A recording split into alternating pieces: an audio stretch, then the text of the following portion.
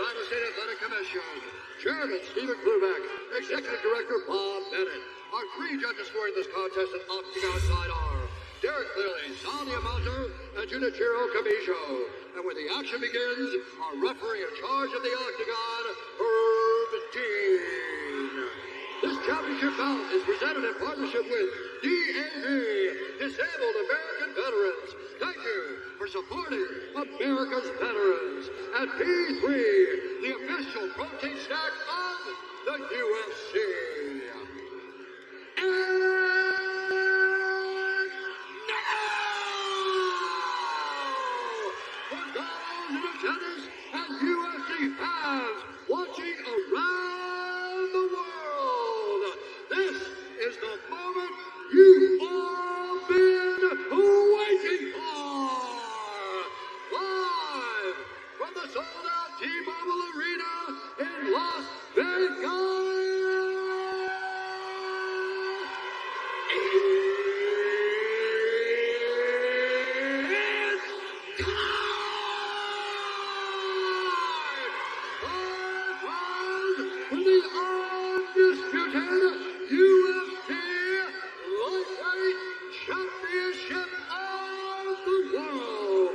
Introducing first, out of the blue corner, a Jiu-Jitsu fighter, holding a professional record, 28 wins, 6 losses, 1 no contest.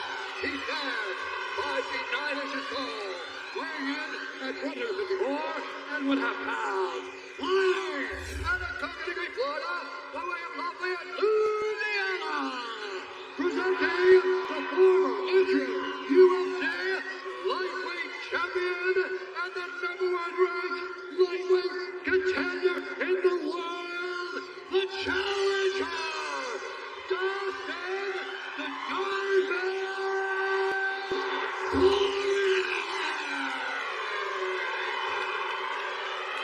And now introducing his opponent, flying out of the red corner, a Brazilian Jiu-Jitsu fighter, holding a professional record, 31 wins, 8 losses, 1 no contest. He stands 5 feet 10 inches tall, weighing in at 155 pounds. Fighting out of Sao Paulo, Brazil, presenting the reigning, defending, undisputed UFC lightweight champion of the world, Oliveira.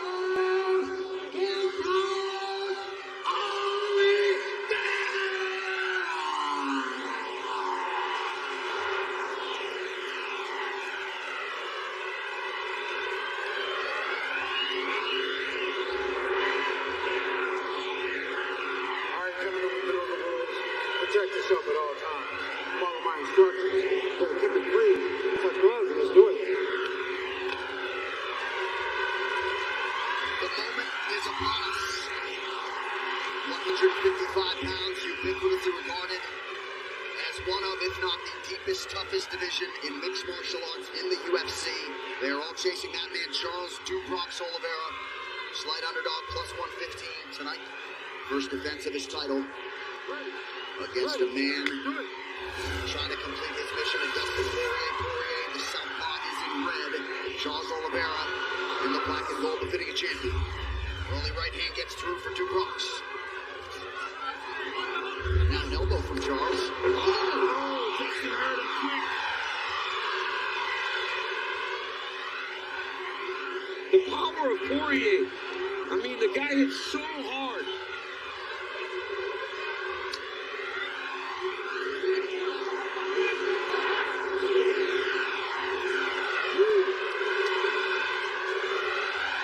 Oliveira with a good clean right hand. Never bold character since 1872.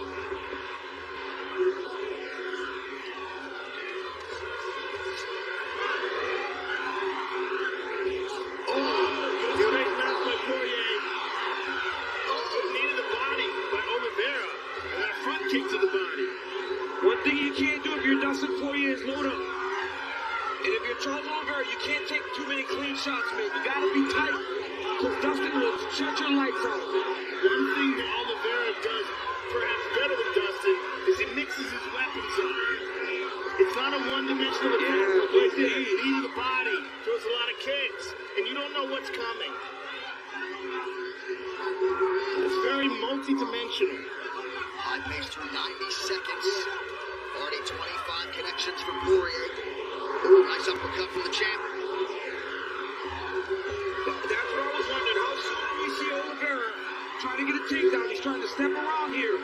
If he can get his left leg behind Dustin Poirier, he'll start to circle him back off the side of the octagon.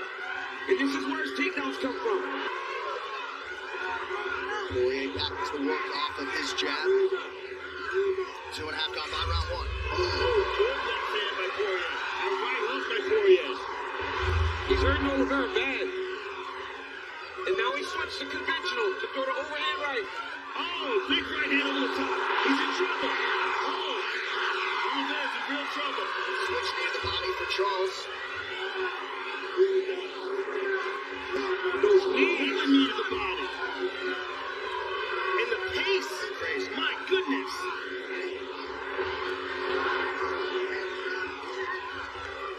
Very good hand movement there by Poirier under 2 minutes in the round. This is a crazy high pace. Short uppercut is true for Oliveira, who's already landed 9 times to the body of Poirier. Oh, beautiful front kick to the liver. There's a big move from Poirier. Oliveira's in real trouble here. Yeah, but you gotta be very careful. You Dustin Poirier here.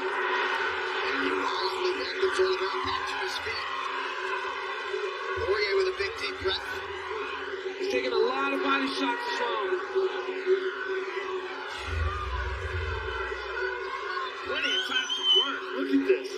Crazy numbers round one. Oh, beautiful straight left by Poirier. Look at another. Walking him down now. The power difference is huge. Oh! Now watch snapped Oliveira's head back. Charles counters with an elbow. And Charles with a 1-2. And a kick to the body again. Well, Oliveira's willingness to just stand in there and take these shots is surprising. You would think he'd be trying to get more takedowns. Poirier is landing big shots. And there's such a difference in the reaction. Like when Poirier hits him, he gets stunned. But he goes right back in there. Oh my goodness. Unmissable 5, can you imagine? No.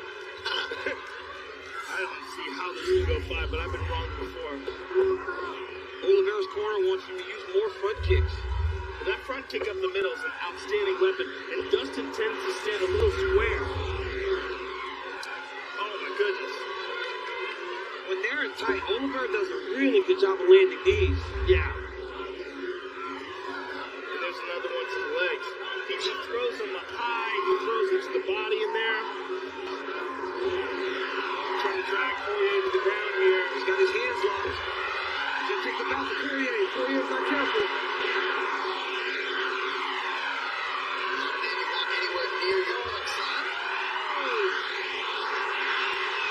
He's looking for an armbar. Oh, an omoplata. He's not high enough on the shoulder. No, but he's trying to keep Dustin in close. But he's holding onto the glove in an illegal way. Yeah. See the way he's pulling the glove like that?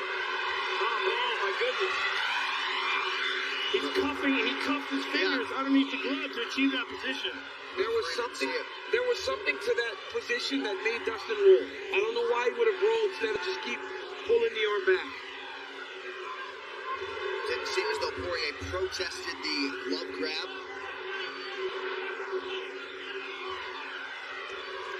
I mean, we'd have to look at it real closely, but in my eyes, that's what was happening.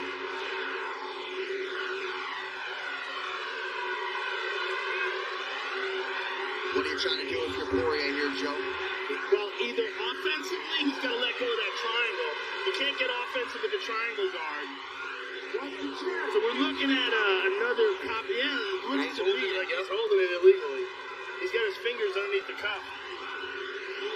And Oliveira is happy to be right here. Big elbow. With Poirier holding on to that body triangle, that's essentially Keeping himself in there. just a defensive position. Right.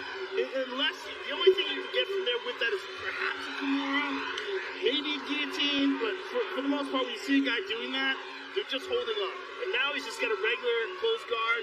It's not really a triangle anymore. And Oliveira wise to just grind all over Poirier with elbows, with his head. But it's kind of shocking that Poirier's not trying to stand up.